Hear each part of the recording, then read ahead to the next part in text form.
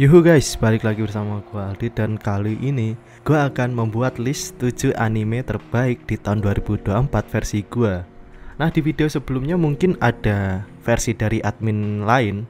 Nah, di video ini gue akan merekomendasikan 7 anime terbaik menurut pendapat gue pribadi. Oke, tapi sebelum videonya dimulai, jika kalian belum subscribe, silahkan kalian subscribe terlebih dahulu, like video ini kalau suka, dan share video ini ke teman kalian. Dan kita akan mulai listnya guys.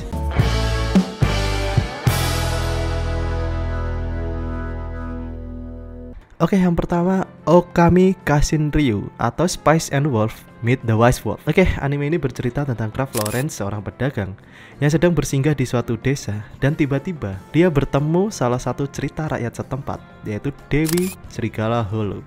Dan mulailah perjalanan mereka dalam urusan perdagangan ini. Walaupun anime ini adalah anime remake, tapi gue tetap merekomendasikan anime ini untuk kalian tonton. Dan ini adalah salah satu favorit gue di tahun 2024 ini. Dikarenakan anime ini remake, yang menurut gue daripada anime yang sebelumnya, anime ini bener-bener sama kayak source asli di manga tanpa di-cut apapun dari ceritanya. Jadi ini 1:1 di manga. Selain itu, kenapa gue suka anime ini? Karena anime ini benar-benar sangat calming, sangat menenangkan dari segi musik, animasi. Yang menurut gue ini bukan salah satu anime yang terbaik dalam segi animasi, tapi segi calming dari anime ini membuat gue memfavoritkan anime ini di tahun 2024. Oke, di list kedua gue ada Girls Band Cry. Anime 3D ini bercerita tentang Nina Iseri, seorang siswa 17 tahun yang pergi ke Tokyo, dan dia tiba-tiba bertemu salah satu orang yang dia kagumi, yaitu Momoka Kawaraki, seorang gitaris dan vokalis dari pecahan band Diamond Dash yang sekarang dia udah keluar, yang bermain solo di taman. Nah, singkat cerita, mereka itu bertemu dan sepakat untuk membuat band bernama Togenashi Togeari yang beranggotakan 5 orang. Kenapa gue memfavoritkan anime ini? Karena ini simple. Anime 3D-nya sangat amat bagus. Bukan hanya segi animasi, segi musiknya juga sangat bagus. Nah, jika kalian trauma dengan anime 3D, gue saranin kalian untuk nonton anime ini daripada nonton XR. Ini anime 3D yang sangat amat bagus. Dalam segi angle kamera, dari pergerakan karakter, ini bener-bener anime 3D terbagus yang mungkin pernah gua tonton. Kalau kalian nonton PV Togenashi Togeari yang berjudul Emptiness and Catharsis kalau nggak salah, itu bener-bener dari segi angle kamera, perpindahan kamera, itu bener-bener kayak gue nonton video klip manusia asli. Itu sumpah bener-bener cakep dan bagus banget. Oke, di list gua yang ketiga ada Make Ine ataupun Too Many Losing Heroines. Biasanya kan anime romance biasa itu menceritakan tentang MC dan heroinnya mereka berpacaran, atau bagaimana si MC ini mendapatkan si heroin ini. Nah, bagaimana kalau si heroin yang kalah ini ada cerita yang lain? Nah, itu ada di Make Ine. Bener-bener kita itu dikasih POV dari yang kalah. Di perkembangan anime ini itu ada 3 heroin yang kalah dalam perkembangan cerita. Dan pemisahan antara 3 heroin ini bener-bener menurut gue sangat bagus. Kayak perpindahan arc-nya si Anna, terus perpindahan si Lemon, terus si Chika. Itu menurut gue porsi yang bener-bener sangat pas dalam anime ini. Biasanya kan di anime romance diceritain heroin yang menang itu ngapain aja sih, tapi di anime ini bener-bener berbeda. Bagaimana si antara si ketiga heroin ini yang kalah itu, bagaimana dia move on, terus bagaimana dia bisa melupain si cowok yang dia suka. Menurut gue ini bener-bener sangat bagus banget. Bahkan si MC-nya itu berasa kayak NPC. Jadi gak ada porsi cerita yang bener-bener bagus untuk diceritain daripada ketiga heroin yang kalah ini. Terus yang keempat, ini pendapat pribadi gue mungkin agak-agak ya. Yang keempat itu adalah A Days with My Stepsister ataupun Gimai Seikatsu. Anime romance biasanya itu bercerita tentang yang tidak sekeluarga gitu. Dari keluarga ini, keluarga A ke keluarga B. Bagaimana kalau anime romance itu benar-benar satu keluarga. Cerita yang dimana si MC-nya si Yuta ini memiliki seorang bapak, dan bapaknya itu menikah lagi dengan ibunya si Ayase Saki ini. Nah, si Yuta sama si Ayase Saki ini tuh entah kenapa kok tiba-tiba satu sekolah gitu secara nggak sadar gitu coy. Nah, dimana letak bagusnya dalam anime ini? Ini adalah anime slow pacing di tahun 2024 yang menurut gua sangat amat bagus. Bagaimana ceritanya percintaan tabu antara kakak adik ini, bagaimana mereka itu mau memendam perasaan ataupun ceritain aja gitu. Mereka itu kayak bingung apakah mereka menerima percintaan ini atau berakhir dengan kakak adik yang harus memendam seluruh perasaan mereka. Mungkin gak semua orang bakal suka dengan anime slow pacing seperti ini. Mungkin beberapa orang itu ngantuk dan semacamnya, tapi gue bener-bener enjoy dalam nonton anime ini. Animasinya menurut gue juga bukan terbaik, tapi masih oke lah buat ditonton. Dan dari segi musiknya bener-bener sangat calming banget. Gue itu bener-bener sangat nyaranin buat kalian yang suka anime slow pacing, anime ceritanya drama, romance drama, tapi yang cukup complicated gitu coy. Nah, itu gue saranin anime Gimai Seikatsu ini. Oke, yang kelima udah pasti anime terbaik di tahun 2024 ini. Mungkin salah satunya yaitu adalah Dandadan. Ya, nggak usah diraguin lagi, anime Dandadan ini sebagus apa.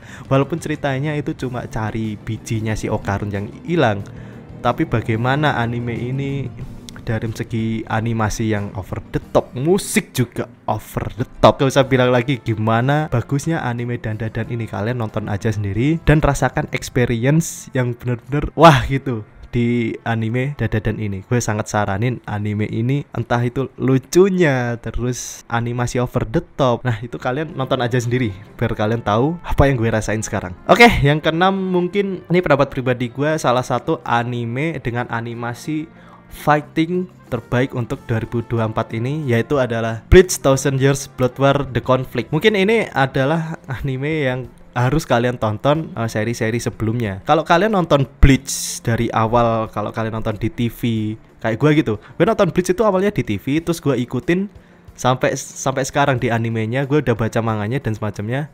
Ini bener-bener Bleach TYBW sangat worth it untuk ditonton di tahun 2024 ini. Scene fightingnya, scene gimana si Yuhaba atau Yuwak bacanya itu, bagaimana dia jadi villain yang bener-bener kayak villain utama dalam anime ini, bener-bener kayak jadi king gitu, udah membunuh Soul King dan semacamnya. Nah, ini salah satu anime terbaik di tahun 2024 ini dalam segi animasi. Walaupun gue ngikutin Bleach itu ceritanya agak sebagus anime-anime shonen yang lain, tapi anime ini bener-bener di luar ekspektasi gue, di atas ekspektasi gue. Yang dimana itu kak scene manganya itu kayak menurut gue itu sedikit biasa, tapi ada tambahan scene yang menurut gue Bleach TYBW The Conflict ini masuk salah satu anime terbaik menurut gue di tahun 2024 ini. Kalian nonton aja sendiri kalau kalian ngikutin Bleach. Kalau nggak ngikutin Bleach, ya setidaknya kalian nonton yang sebelum-sebelumnya terus nonton ini. Emang agak susah sih soalnya. Kalian harus nonton 300 lebih episode baru bisa nonton ini. Jika kalian suka Bleach, gue saranin anime ini untuk kalian tonton.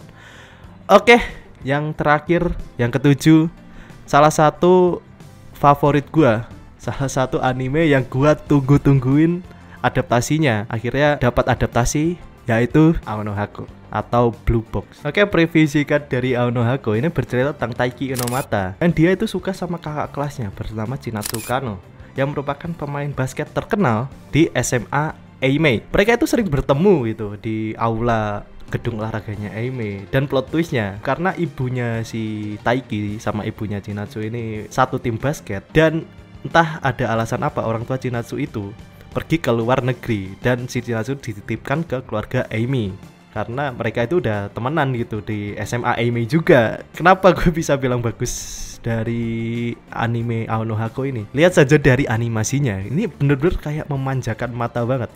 Romance drama ada, walaupun ada unsur cinta segitiga, si Taiki, Chinatsu sama si Hina, tapi cerita dalam anime ini kayak memotivasi satu sama lain, hubungan yang saling memotivasi gitu coy. Bagaimana kita itu biar sama-sama ke Inter High atau kejuaraan nasional. Bukan hanya itu, kenapa gue sangat suka anime Aonohako ini, karena gue dulu juga udah baca manga dari Aonohako, yang dimana manga ini bener-bener bukan nggak ada sih sebenarnya, lebih ke nggak terlalu ada segi fan service.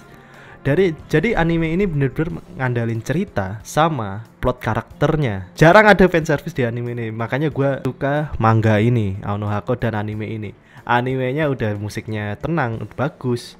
Terus animasinya juga untuk sekelas anime romance yang biasanya ya setidaknya bisa ditonton. Ini benar-benar sangat bagus. Benar-benar sangat bagus. Nggak cuma yang penting animasi, nggak. Ini benar-benar sangat bagus gitu. Dan mungkin setelah gua record video ini mungkin udah mulai core keduanya. Nah, core kedua ini menurut gua bakal jadi anime yang sedih. Ini karena menceritakan arc-nya Hina, coy. Jadi buat kalian yang suka anime romance drama, gua sangat saranin lu nonton Ao no Hako ini. Bener-bener gak ada fan service, bener-bener pure nyeritain bagaimana perkembangan karakter sama lebih ngandalin ke cerita. Jadi nggak ada fan service, kalian bisa nikmatin anime ini dimanapun, coy.